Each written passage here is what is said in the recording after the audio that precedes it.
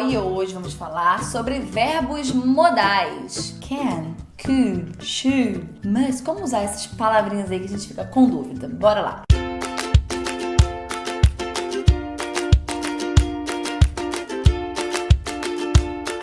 Sim, esses verbos são chamados de verbos modais, em inglês modal verbs, e causa muita confusão porque eles têm mais de um significado dependendo do contexto, dependendo da mensagem que você quer passar. Eu não vou falar de todos os significados de cada verbo modal aqui, porque tem várias áreas, digamos assim, tem a área de probabilidade, possibilidade e tal. Então eu vou falar sobre alguns usos que já vai dar uma boa ajudada aí, tá? Nas suas dúvidas. I have so many questions and theories. E claro, já deixa o like nesse vídeo que vocês pedem muito, se inscreve no canal e eu tenho um e-book também totalmente gratuito, pra você que ainda não baixou ele, é totalmente gratuito. Eu falei isso 2 vezes, né? Que é totalmente gratuito.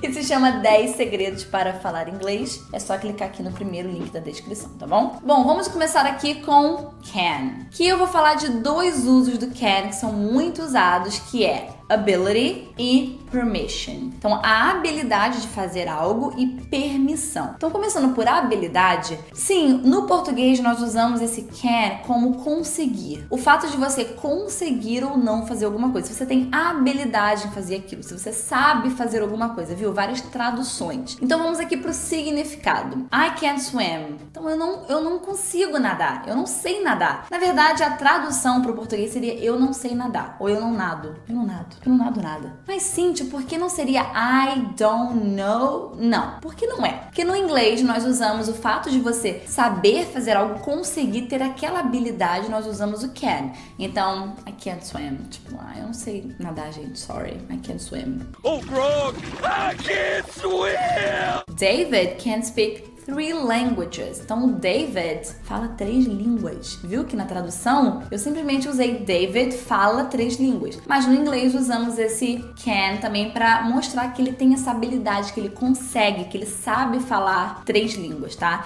Aqui não é uma questão de permissão. Ele pode, hein? Pode falar 3 línguas. 4 não pode, não. Não, é questão de contexto. Mas também nós temos o can nesse uso de permissão. Por exemplo, I can't go to the party, sorry. Não é uma questão de habilidade aqui é uma questão de permissão. Então eu não posso ir pra festa, porque a gente não sabe. Ela não tem essa permissão. Aí quem deu essa permissão? Talvez a mãe, o pai, o vestido que ela não tem, ela não tá permitida de ir pra festa. Ou então ela não pode porque ela tem um dever de casa. Então o fato dela ter um dever de casa pra fazer não permitiu ela ir pra festa. Então a permissão vai depender. Mas aqui nesse sentido é de não poder. Oh, I can't go to the dance. Can I open the window? Então eu posso abrir a janela? Eu tô pedindo permissão, digamos assim, né? Se eu posso abrir a janela. Can I open the window? Can I open the door? Maybe. Temos também o could, que é a mesma coisa do can, só que é no passado, tá? Pensa que o can no passado... Por que eu falo can? Eu lembro de Ken da Barbie. Hi, I'm Ken. Então, o can no passado, ele vira could. Basicamente isso. Então, eu posso, eu consigo, vira eu podia, eu conseguia. Nessa tradução aí, só pra dar uma ajuda a vocês. Então, por exemplo, I could cook really well when I was younger. Então, eu sabia cozinhar muito bem quando eu era mais jovem. Hoje é um desastre na cozinha. Quando eu era jovem, eu sabia cozinhar. Vê aqui de novo que a tradução é sabia, porém não é o verbo know, não é o verbo saber. É aqui o verbo could, o modal verb could. E uma coisa muito, muito, muito importante, gente. Toda vez que você tem um modal verb, um verbo modal, seja ele can, could, should, may, todas as que eu vou falar aqui hoje, e até alguns outros que não estão aqui, você nunca vai conjugar esse verbo, tá? Então, can, ele vai ser can pra I, ele vai ser can pra you, ele vai ser can pra she, vai ser can pra he, vai ser can pra todo mundo. Não tem aquela coisa de que he, she, it, vai botar o S no final, cans. Não. Verbo modal não conjuga, ele sempre fica igualzinho para todos os sujeitos, seja eu, você, ele, nós, ok? E mais uma coisa importante, você nunca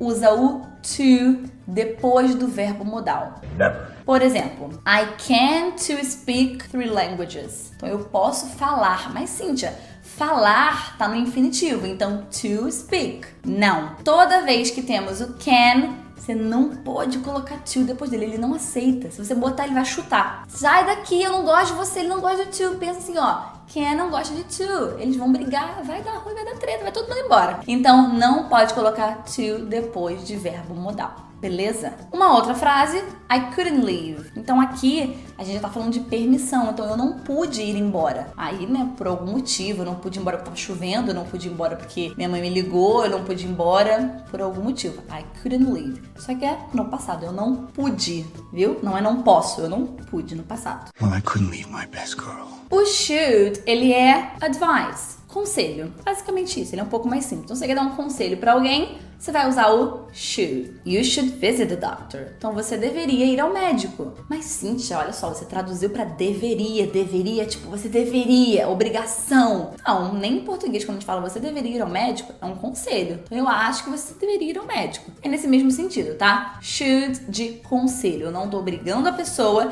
eu nem tenho essa autoridade pra obrigar a pessoa. Ela é minha amiga, uma conhecida. Conhecida não, que a gente não dá conselho, né? Só se pedir. Mas é uma amiga, minha mãe, então eu dou um conselho pra pessoa. You should. You should stop smoking. Então você deveria parar de fumar. Um conselho, tá? You should. You should stop smoking. Must, ele já é uma obrigação, sim. Então, por exemplo, you must do your homework. Você deve fazer o seu dever de casa. Deve aqui já é na obrigação. A sua mãe que tá mandando, é o seu pai que tá mandando, quer que seja que manda você fazer homework, sua professora, you must do your homework. It's not optional. You must do it. You must wear the uniform. You must wear the uniform. Então, você deve usar o uniforme. Então, quando você vai pra escola, é uma opção. Você não pode ir com qualquer roupa que você dê na telha naquele dia. Você deve ir de uniforme. É uma obrigação. You must wear the ribbon. Cíntia, eu já vi must em lugares que não falam de obrigação. Sim, porque eu lembro que eu falei no começo do vídeo, nem todos os significados, os usos desses verbos estão aqui nesse vídeo. São só alguns, tá? Eu posso depois fazer um outro com outros significados. E temos aqui, por último, os verbos may e might. May, might. Sim, may. Mas, Cíntia, may não é maio? É, também. É, tá bom. Mas maio tem que ser sempre com M maiúsculo, tá? Então, may e might, eles já falam mais de uma possibilidade, sabe? Traduzindo é meio que um deve, tá? Mas o uso é diferente. Então, por exemplo, você tem alguma coisa meio hipotética de acontecer, ou você acha que aquilo vai acontecer, mas é lá por volta de 50% de chance daquilo acontecer. Você não tem certeza. Nada também tá dizendo que vai acontecer, mas também, né, não quer dizer que não vai, é uma possibilidade. E é assim, no uso informal da língua, may e might são usados da mesma maneira, não tem diferença nenhuma. Porém, o might, ele é um pouquinho mais hipotético, tá? O might, ele é um pouquinho mais... tem menos chance daquilo acontecer na sua opinião. Por exemplo, você tá vendo uma roupa ali na loja e você fala... it might be expensive. Talvez seja, né? Deve ser caro. Talvez seja caro, deve ser caro. Aí a tradução vai depender. Então, it might be expensive. Mas você não sabe. É só uma ideia que você teve. Porque, sei lá, a loja é chique. Então, você acha que vai ser caro. Mas você não tem tanta certeza assim. Pode ser que nem seja, né? It might be comfy. Um outro exemplo. She may be coming next Saturday. She may be coming next Saturday. Então, ela deve vir no próximo sábado. Aqui você tem uma possibilidade. Ela falou, comentou que viria sábado ou domingo. Então, ali tem 50% de chance dela vir no sábado, sabe? Então, she may be coming. Maybe não é maybe de talvez não, tá? É may e o verbo to be. Be. She may be coming next Saturday. Ela talvez venha, né?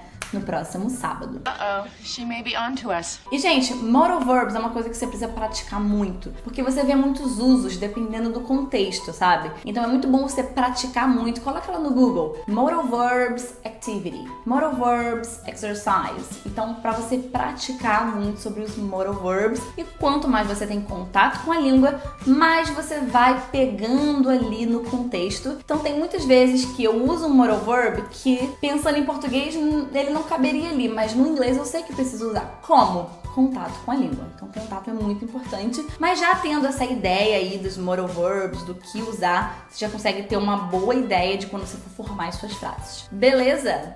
Então é isso. Espero que tenham gostado. Deixa muito like e bota aqui nos comentários uma frase com um verbo modal que eu ensinei no vídeo de hoje, tá bom? Beijo, tchau!